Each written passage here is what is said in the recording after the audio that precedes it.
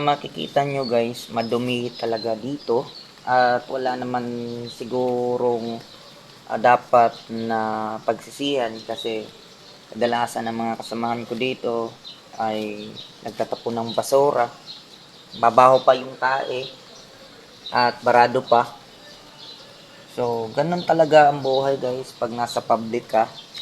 Medyo mapaisip ka paano kaya sila nagsusurvive nito.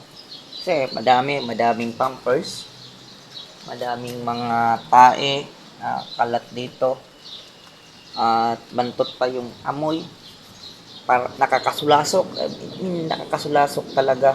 Pag hindi matibay yung sikmura mo, ay sure ball hindi ka magtatagal dito.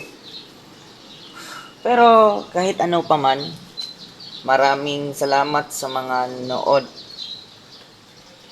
See you again sa panibagong video ko. See you to the next video. Bye-bye.